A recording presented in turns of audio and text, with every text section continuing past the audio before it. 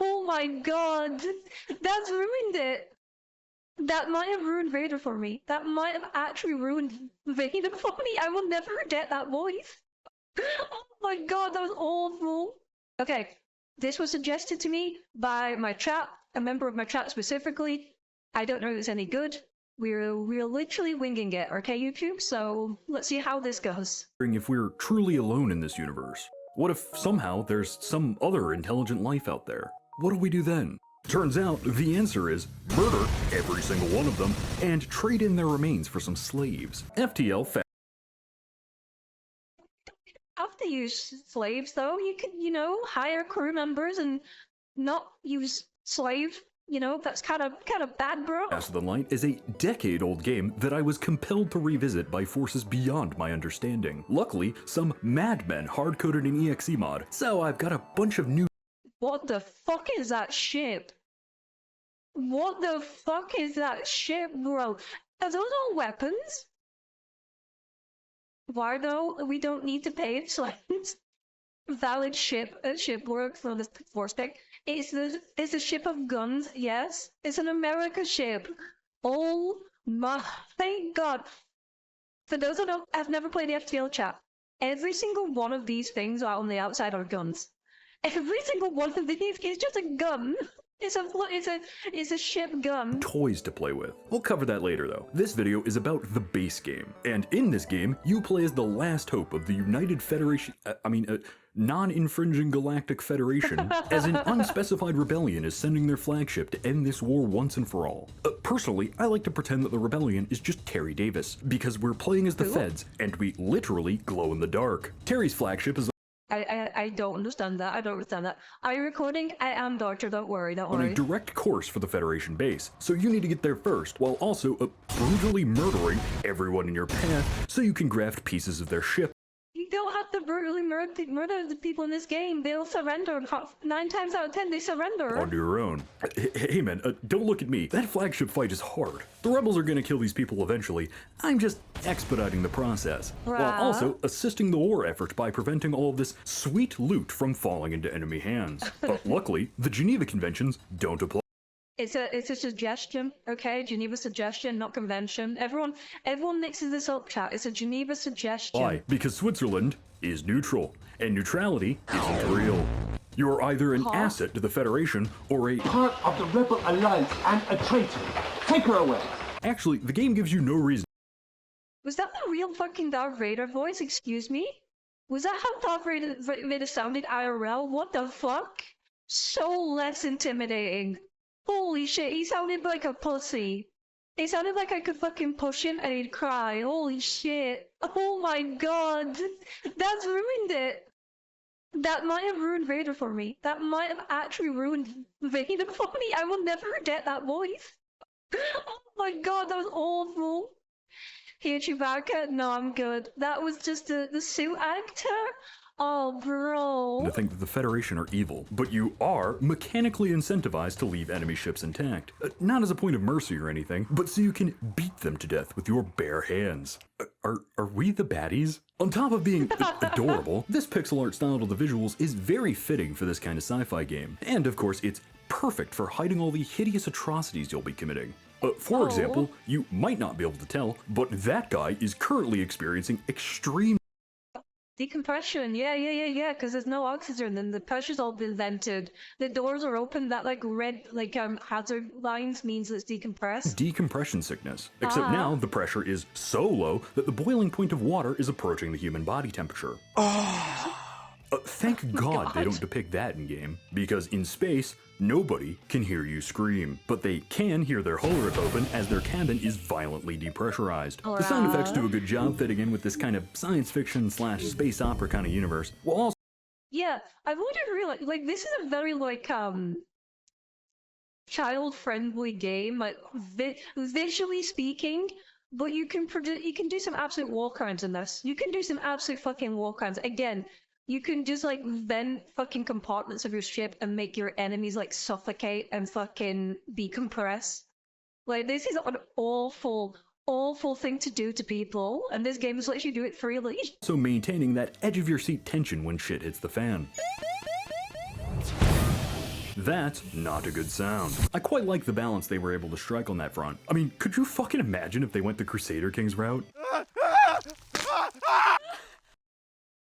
I don't like that. That sounded awful. What the fuck? I love war crimes. I mean, it's their fault for being on my. You know what? Fair. It's their fault for being on your ship. Yep. The more it's aimed at children, then it's a war crime. This is an old version of Seth. No, this is his editor. Apparently, Rose. This is Seth's editor. Ooh. I don't like those sounds. Could we not? Those are awful, bro. Of course, the main thing upholding Holy the atmosphere and shit. tension is the music. It is stellar. Get it? Stellar? Fucking fuck. I'm gonna lose it. I'm gonna fucking lose it. YouTube, you don't know. My chat was just filled with fucking dad jokes like that for the start of stream. For like the first hour of stream today. My entire chat was just filled with fucking dad jokes like that. I wanted to end stream so badly. Because, whatever. It is excellent at getting its tone across. Whether it's the wonder and sense of adventure from faster than light travel, the uncertainty and fear of an uncharted nebula, or the nail-biting tension of a desperate fight. True? Dear liberals, if slavery is so bad, then why did God make the NG? Turning point, Kazakhpleth. Spaceships, What's huh? I don't get that at all. What? 101. Each ship has a reactor with limited power. These systems need power, these ones don't, but all systems have a dedicated room. You can freely True, add true, or remove true, true. power from any system at any time. Yeah, you can literally divert power from like, you know, say something unimportant like life support or O2 to shields and weapons, the most important part of your ship, you know? Unless it's on cooldown. A pilot and powered engines give you a chance to evade shots. Shields will absorb 1 shot for every 2 power you put into the system. Weapons need to be fully powered until charged before they can fire. Most systems can be manned by crew to increase their performance based on that crew member's skills. In combat, you click on the room you want to shoot at. If a system takes damage, it loses that much max power until the crew fixes it. And then you just repeat that ad nauseum until they surrender.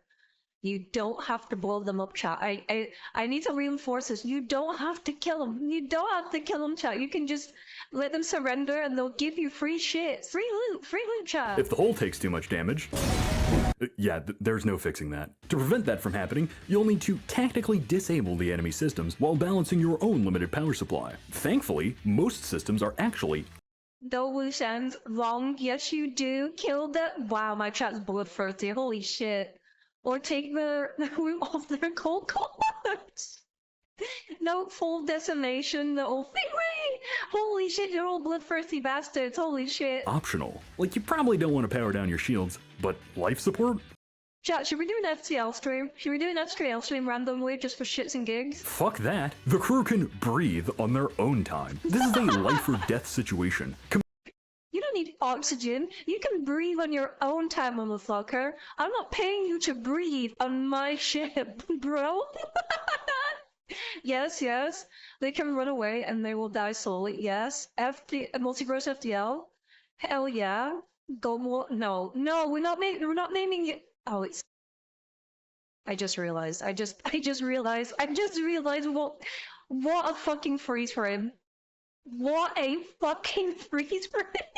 Commander Cumlord, full power to the penis artillery. You want to know a secret about this game? The combat is actually turn-based. Shields Oh, recharge fuck. 1 bubble at a time, so you usually want to fire off all your weapons at once. This becomes a fairly consistent rhythm of firing off a salvo, getting hit by the enemies, then firing off another one. I mean, yeah, it's obviously real-time with pause. It's not actually turn-based, Come and Lord, yes, fuck I off, am chat. using every fiber of my being to resist making a turn cringe joke. It's just that everything important has some kind of weight associated with it, so micro just isn't that important of a skill. And you know what? Thank fuck, I'm not Korean. I have yet to master Essence of Carpal Tunnel. The You can tell this guy's a Seth, like around Seth. There's a lot of Sethisms I'm picking up from this guy. A lot of fucking Sethisms. That's not a bad thing. We love Seth. We fucking love Seth here, so I like this. Imagine not having Master's Carpal Tunnel, SMH. I like micro. I like micromanaging though. I don't have Carpal Tunnel though. I'm not Korean, unfortunately. Part of the Merchants Guild? Oh yeah, it's 100% part of the guild. Carpal tunnel maxing. The quickest move I pull in this game is temporarily moving power from life support to engines to dodge shots. Lasers are cheap and effective, but get blocked by shields. Missiles go right through shields, but cost ammo. Drones can serve a variety of roles, but cost drone parts. All of these attacks can be dodged, but not beams. Got all that? Well, there's also a bunch of damage types and status effects. Ion damage temporarily disables systems and locks up power bars. Breach chance means the weapon can rip a hole through the hole. Seeing as you're in a pressurized tin can careening through the vacuum of space, hole holes are... Did you say hole holes? Hole holes. Hole holes, chat. Hole holes are dangerous. Don't have a hole hole. not good. You know what else is not good? Fire. Thankfully, fire needs oxygen to burn, because, you know, that's what fire is. So just crack open a window and let the problem solve itself. Cracked open a window into space, bro. Oh shit, that problem won't solve itself. Wait a second. Maybe No, it yeah. will. Yeah, you just vent them out into space, or you just fucking decompress the cabins they're in.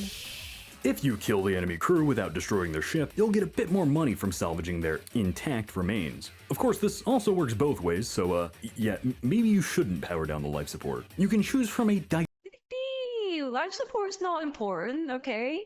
Like you said, they can breathe on their own time. You're not paying your crew to breathe, okay? They're there to do a job, not breathe. Death by asphyxiation, you have lost oxygen privileges. diverse cast of organisms to fill out your crew, each with their own special traits. For example, the Zoltans add one free power bar to whatever room they're in, except shit. the cockpit doesn't need power, so you don't want them piloting. If the Zoltan leaves the room, the power goes with him, and you really don't want random power fluctuations to your shields or weapons. The engines, on the other hand, are nowhere near as fussy, making them a perfect It is life support, not essential. Yes, exactly. Oh, they get life support if they earn it.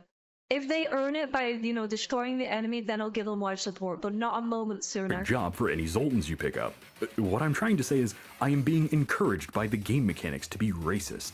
You see, God created each race with a purpose. Humans gain skills faster, so they make for good pilots. Engies repair faster, and you want damage to shields repaired as fast as possible, so you might as well just keep them there. The Mantis aren't great crew members, since they have fucking maquaddles for arms, but they are excellent at non-surgical organ relocation. So keep them in sensors. Non-surgical organ relocation is such a fucked up way of phrasing that. Holy shit.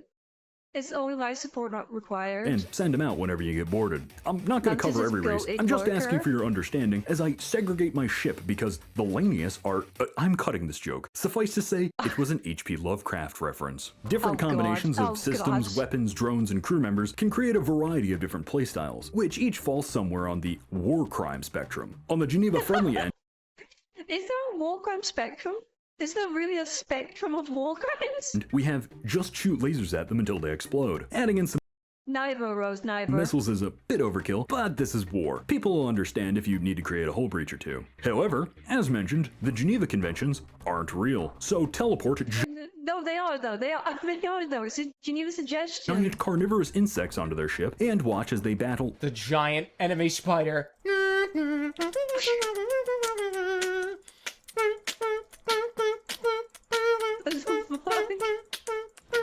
oh shit, they're fighting back.